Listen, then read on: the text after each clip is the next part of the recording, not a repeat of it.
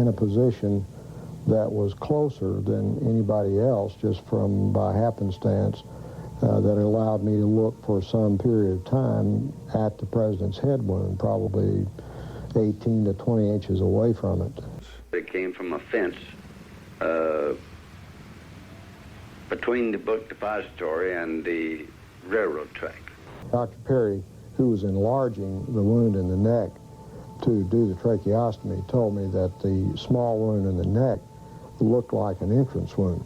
Right over about 20 or 30 feet from the other end of that little picket fence. And it sounded like it came from the left and in front of us, towards the wooden fence. And there was a puff of smoke that came underneath the trees. We all four seen about the same thing as the shot. The smoke came from behind the hedge. The head wound that I saw was a very large wound in the right posterior part of the head. Well, where did you think the shots had come from? What did you think? But I think, even then, that I would have thought that this was certainly an exit wound in the back of the head, and that therefore the shot must have come from the front. And then as the car got directly in front of us, well, a gunshot apparently from behind us hit the president in the side of the temple. Do you think the first gunshot came from behind you too? I think it came from the same location, apparently back up on the mall. Let me show you, to my best recollection, what the wound looked like to me that day in Trauma Room 1. Before each doctor looked at the photos, he described the wounds he had seen back in 1963. I could see the president's head wound quite well, and I was probably looking into a wound that was on the lateral or the side part of the head and the back part of the head. It would be this portion of the head right here. As I remember, it's like this, that there was a big wound, big deficit in his skull and the temporal parietal area.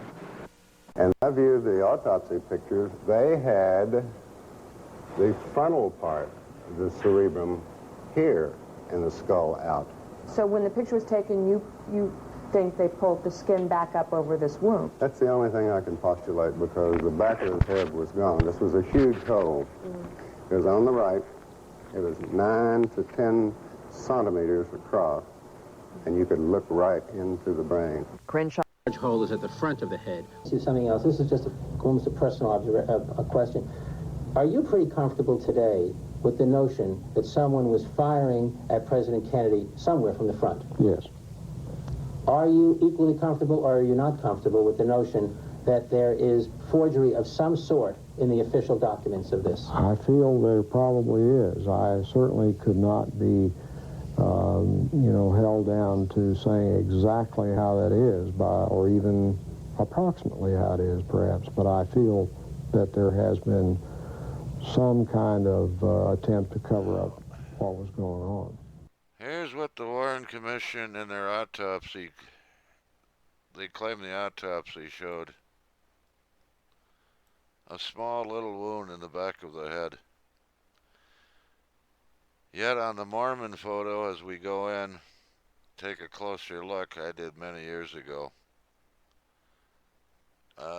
Something very unusual you see here. One of these shots. This blob right here that doesn't appear to be like much, just well, anyhow, I was taking a lot closer look here. Let's see if you are, and let's take him now.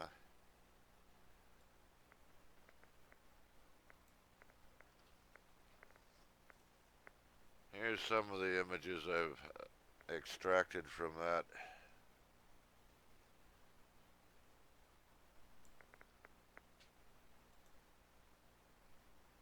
How about a colorized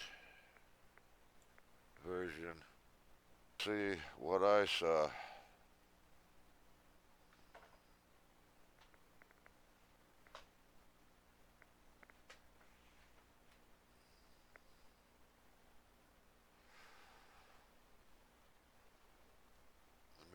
beginning to see a face here, What really caught my eye was this upside down stripe here. I couldn't figure out what that could have been.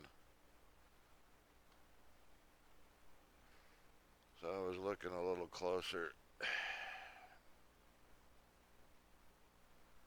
So that's a little closer up of that image right here. As you can see, this is on the, this is picked up on television as they zoomed in on the Moorman photo. This was in a book, double page enlargement.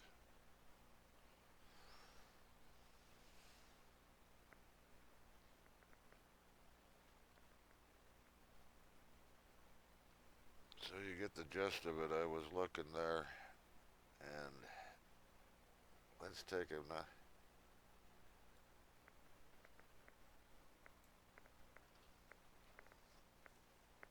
Here's some of the images I've extracted from that.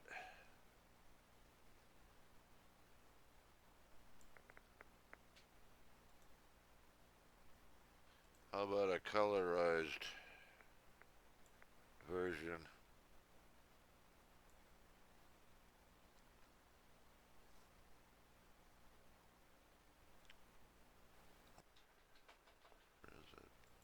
It's very curious that you'd have two images like that found in this one photograph. And not only that, but an image like that also. Now, anyone who thinks of the lights and shadows, there's always a possibility of lights and shadows, but those are the damnedest lights and shadows I've ever seen. And as far as I'm concerned, this makes more sense than anything.